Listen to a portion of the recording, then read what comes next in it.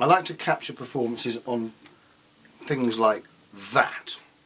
So I might actually get the vocalist to sing through a selection of different microphones, and then I'll ask the engineer to play it back through the speakers, and I will then record it onto the rather lo-fi analog tape recorder.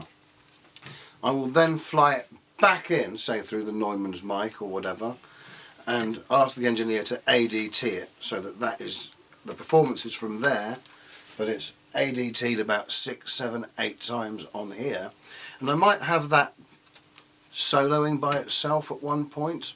It might not work at all, or I might have it against the normal performance, and on another occasion I might just hold that to the side of the vocalist as he's singing, and I'll even have the band bleeding into it, and I might fly that in, and I might just make a cacophony of sound with it. To record the entire band entirely live, sometimes to a click, then maybe a version without a click. But the reason I like to do the initial one with a click is then I get the band to double track themselves. As a band, vocalist included, completely double track the band. I like the band to have splitters, a new thing that I'm doing, so that if there's 2 guitar players, they're going through 4 amps, so every time I track and track and track, the sound is getting bigger. The key to this, of course, is having a very tight drummer, because if you don't have a tight drummer, you get the domino effect. The other thing that I like to do is then get this little bit of equipment out again and tape the entire recording and then fly that in against the posh mix. I have the lo-fi mix in the background so that you've got the two working in tandem. You know, it sometimes works, it sometimes doesn't. It usually does work. I'm doing it all the time. Obviously I worked a lot when I was with the Fall. We use all manner of tapes.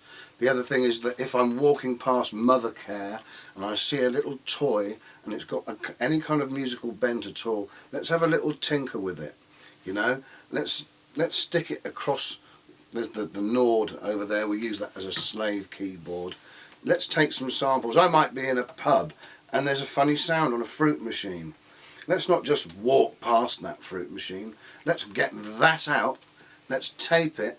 Let's stick it in there. Fly it in forwards and backwards together. Get the S3000 out. Put a rippling effect across it. Let's see what that sounds like at the beginning of the song, at the end of the song, in the middle of the song, whatever. You know, let's have some fun with organic sounds around us and see what we can make of it. It may be on one track here, the drummer's drying his hair. I thought that the hairdryer made a wonderful sound. So we've got that going backwards and forwards through a flanging effect. And then maybe we'll have the singer on the next track singing through a 1970s tremolo pedal. Let's try everything. And the thing is with me is that you get musicians and they say, well, I don't think that's going to work, and another one says, well, I think it might work, and by the time you've debated it, you may as well try it.